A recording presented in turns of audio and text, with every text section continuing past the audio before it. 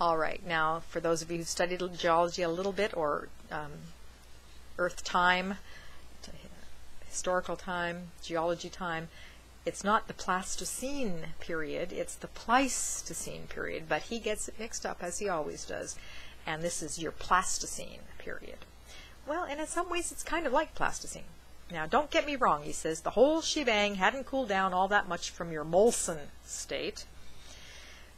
Just because some of the pushier rocks become promoted to mountains don't mean they was having a hot time down in the valleys alone.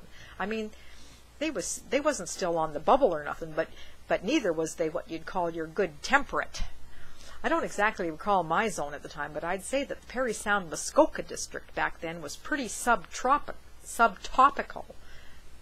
She said subtropical, with weather all year round like we have for the Thrashing. Fall. It's what they call your Pleistocene period, because under them rocks it was still a bit gummy and gooey, and why, if you lived up in Parry Sound way in them days, you wouldn't have needed to get to Florida at all. Your North Bay and your Flim Flam and even your Yellowknife, they was all part of a steam-heated jungle. No firs at all, just palm trees calmly swaying in the sweaty breeze. And the things we got, the things what come out from under them rocks, great big reptiles, 30, 40 feet high. You could have picked lunch out in the top of your silo. They could have picked lunch out of the top of your silo. A silo is a big thing on a farm for holding grain, a big tall thing. You wouldn't have had to stand up on the stool to milk them. You would have had to stand on the stool to milk them, these dinosaurs and brontosaurs. They was vegetarians. All they was after was them tender leaves at the top of the tree, like it says in the teabag advertising. Must be an old ad. I don't remember that one. Of course, according to your theory of your revolution, which depends on the survival of your fitness, there had to be something around to spoil your dinosaur's fun, and that'd be a fierce-looking dragoon with a teeth like a hayrack, called your Trontosaurus Rex. It was his job to make all the rest of them extinct.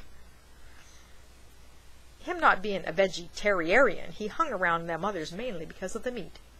But even your Trontosaurus Rex, W-R-E-C-K-S, Rex, got extincted when the heat turned off. The Ice Age come on, and all that meat got put in the deep freeze. And lastly, but not leastly, your terrain drain.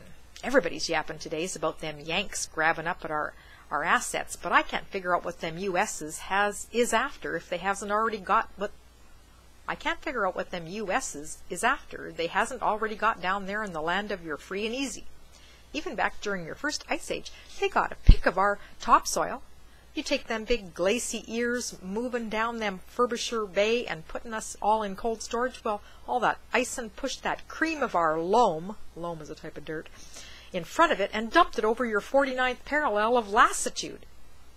Latitude. Split feet note, better known as your Great Divide. Oh,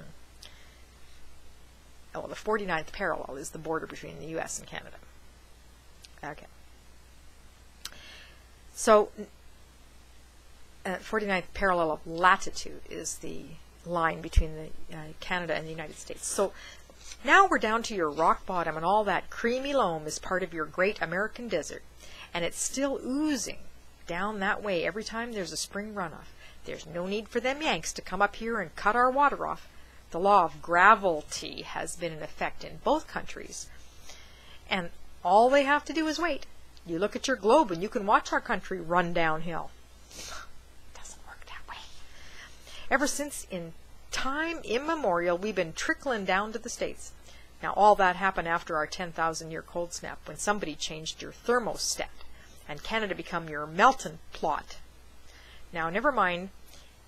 Now, mind, it never got back to being your tropical rainforest. Feet note. Wet feet note. Except maybe for Vancouver.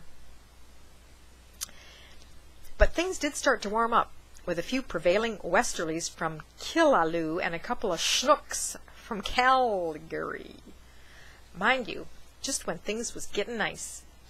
back down would have come your wall of ice, putting the freeze back on your plants, your crops, your livestock, and your wages and your prices.